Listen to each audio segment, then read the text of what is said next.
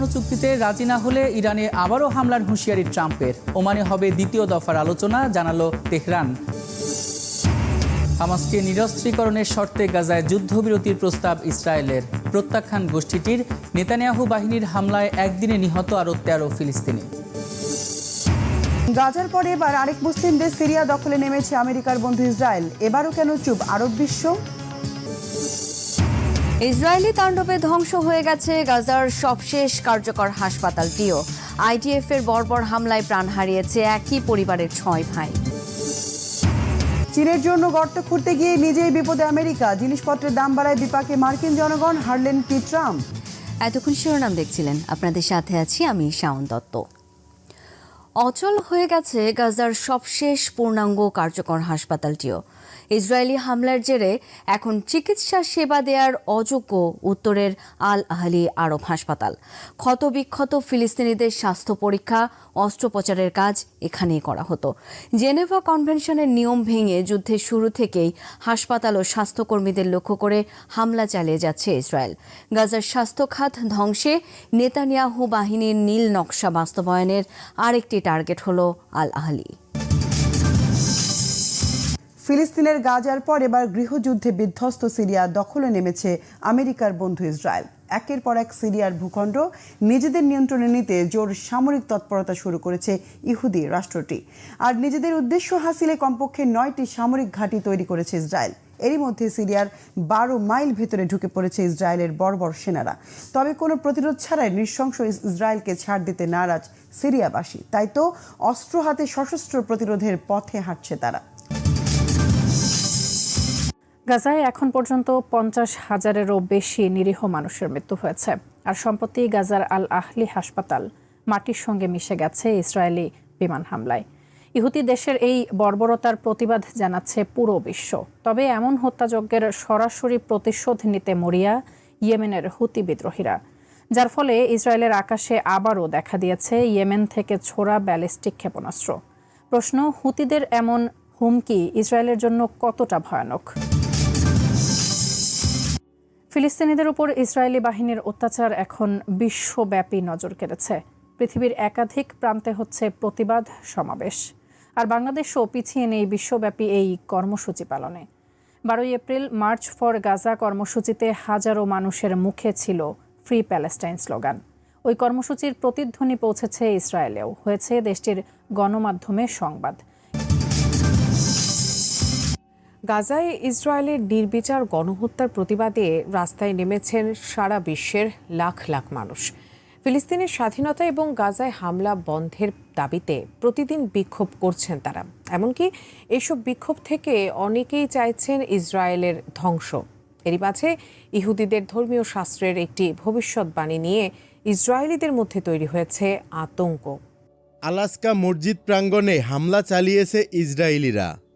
দখলকৃত পূর্ব জেরুজালেমে অবস্থিত আলাস্কা মসজিদ প্রাঙ্গণে ঢুকে হামলা চালিয়েছে শত শত অবৈধ ইহুদি বসতি স্থাপনকারী।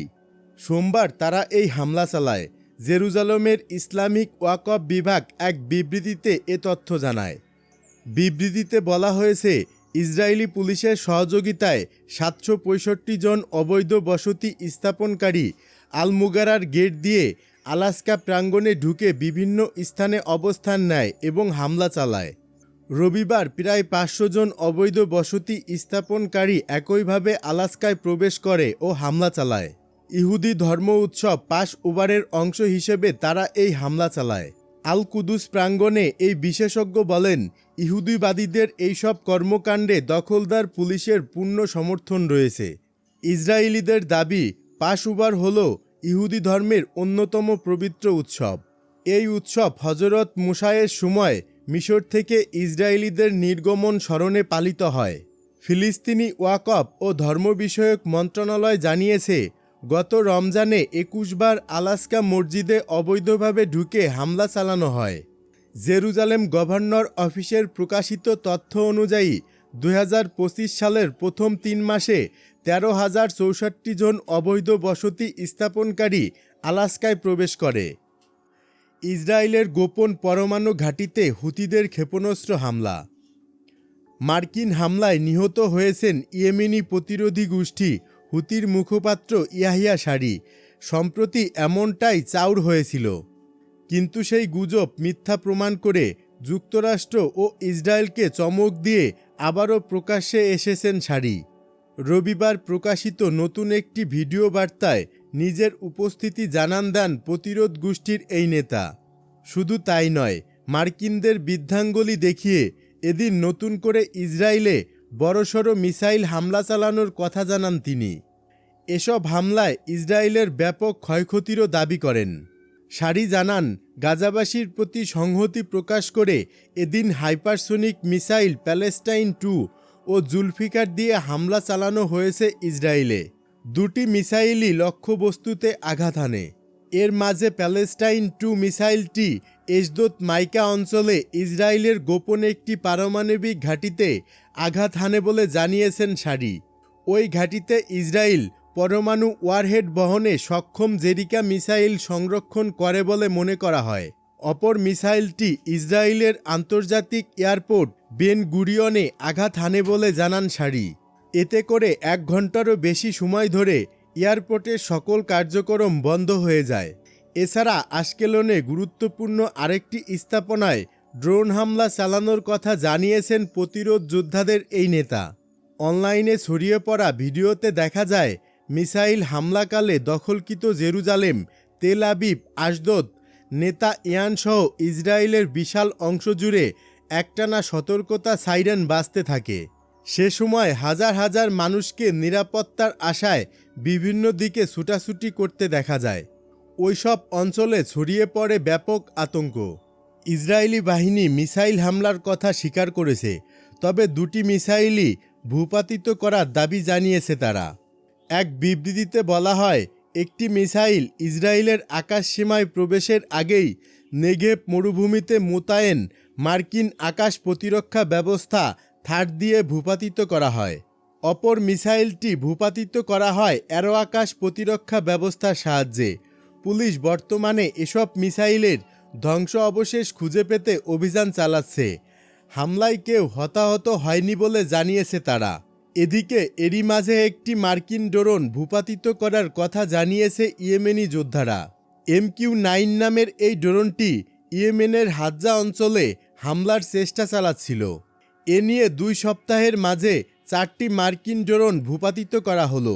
গাজাবাসীর সমর্থনে এযাবৎ মোট 19টি মার্কিন ড্রোন ভূপাতিত করা হয়েছে বলে জানিয়েছেন ইয়াহিয়া সারি। এর আগে 11 এপ্রিল যুক্তরাষ্ট্রের প্রেসিডেন্ট ডোনাল্ড ট্রাম্পের হুমকি উপেক্ষা করে রেড সিতে বিমান বাহিনী মার্কিন রণতরী USS ট্রুম্যানে নতুন করে একযোগে মিসাইল ও ড্রোন হামলা চালায় প্রতিরোধ যোদ্ধারা। ইয়েমেনে মার্কিন হামলার জবাবে পাল্টা হামলা আরও বাড়ানোর হুঁশিয়ারি দিয়েছেন ইয়াহিয়া সারি। ইসরায়েলি হামলায় নিহত হামাসের সিনিয়র কমান্ডার। ইসরায়েলি হামলায় নিহত হয়েছেন হামাসের সিনিয়র কমান্ডার নাইম আল মোসা। 13 এপ্রিল তাকে হত্যার কথা জানায় ইসরায়েলি সামরিক বাহিনী IDF। দেইর আলবালাহ অঞ্চলের স্নাইপার ইউনিটের উপপ্রধান ছিলেন নিহত মোসা। IDF-এর বিবৃতিতে বলা হয়, হামাসের একটি ঘাঁটি লক্ষ্য করে অভিযান চালায় ইসরায়েলি সামরিক বাহিনী। ওই ঘাঁটি থেকে ইসরায়েলে হামলার পরিকল্পনা করা হচ্ছিল বলেও দাবি করা হয়। গাজায় ইসরায়েলি বাহিনীর স্থল অভিযান শুরু হওয়ার পর হামাসের কোনো সিনিয়র নেতা নিহত হওয়ার ঘটনা এটিই প্রথম। মার্কিন কর্মকর্তাদের উপর ভিসা নিষেধাজ্ঞা দিল চীন। চীনের স্বায়ত্তশাসিত অঞ্চল তিব্বতের বিভিন্ন বিষয়ে খারাপ আচরণ করায় যুক্তরাষ্ট্রের কর্মকর্তাদের বিরুদ্ধে ভিসা নিষেধাজ্ঞা আরোপ করেছে চীন। চীনের পররাষ্ট্র মন্ত্রণালয় থেকে সোমবার মার্কিন কয়েকজন কর্মকর্তার বিরুদ্ধে ভিসা নিষেধাজ্ঞা আরোপ করা হয়। তিব্বতে বিদেশিদের প্রবেশ অধিকারের নীতিমালা নিয়ে কাজ করা চীনা কর্মকর্তাদের উপর ওয়াশিংটন 2 সপ্তাহ আগে অতিরিক্ত ভিসা বিধিনিষেধ আরোপ করার পর নিয়মিত সংবাদ সম্মেলনে বেইজিং এই ঘোষণা দিয়েছে। চীনের পররাষ্ট্র মন্ত্রণালয়ের মুখপাত্র লিনজিয়ান বলেছেন, তিব্বত সংশ্লিষ্ট ইস্যুগুলো চীনের অভ্যন্তরীণ বিষয় এবং চীনা কর্মকর্তাদের উপর মার্কিন যুক্তরাষ্ট্রের ভিসা বিধিনিষেধের অপব্যবহার ঘিরে তিব্বতের আন্তর্জাতিক আইন এবং আন্তর্জাতিক সম্পর্ক সংশ্লিষ্ট মৌলিক নীতির মারাত্মক লঙ্ঘন করেছে যুক্তরাষ্ট্র। তিনি আরও বলেন, তিব্বত উন্মুক্ত। তিব্বতে সফর, ভ্রমণ এবং ব্যবসা করতে আসা অন্য দেশের বন্ধুত্বপূর্ণ লোকজনকে স্বাগত জানায় চীন। তবে চীন তথাকথিত মানবাধিকার, ধর্ম ও সংস্কৃতির অজুহাতে তিব্বত বিষয়ক যে কোনো দেশ বা ব্যক্তির হস্তক্ষেপের বিরোধিতা করে। যুক্তরাষ্ট্র চীনা কমিউনিস্ট পার্টির বিরুদ্ধে মার্কিন কূটনৈতিক, সাংবাদিক এবং অন্যান্য রাজনৈতিক পর্যবেক্ষকদের তিব্বত ও অন্য তিব্বতীয় অঞ্চলে প্রবেশে অস্বীকৃতি জানানোর অভিযোগ করেছে। একই সঙ্গে মার্কিন কূটনৈতিক ও অন্যদের জন্য এই অঞ্চলে অবাধ প্রবেশ অধিকারের দাবি জানিয়েছে ওয়াশিংটন। তিব্বতের পশ্চিমা অঞ্চলীয় অঞ্চল পরিদর্শন করার জন্য বিদেশি পর্যটকদের অনুমতি দেওয়া হয়, যেখানে তারা অনুমতি সাপেক্ষে দলীয়ভাবে ভ্রমণ করার সুযোগ পান। বিশ্বের বিভিন্ন দেশের কূটনৈতিক ও বিদেশি সাংবাদিকদের সেখানে যাওয়ার জন্য তিব্বতের স্থানীয় কর্তৃপক্ষের অনুমতির দরকার হয়। হিমালয় পর্বতমালা ঘেঁষা তিব্বতের সঙ্গে সীমান্ত আছে চীন এবং ভারতের। তবে 1950 সাল থেকে এই অঞ্চলটি দখল করে আছে চীন। এ নিয়ে চীনের সঙ্গে একাধিকবার দ্বন্দ্বে জড়িয়েছে ভারত। সর্বশেষ গত বছরের সংঘাত ছিল ভয়াবহ। সেই সংঘাতে উভয় দেশের বহু সেনা সদস্য হতাহত হয়েছিল।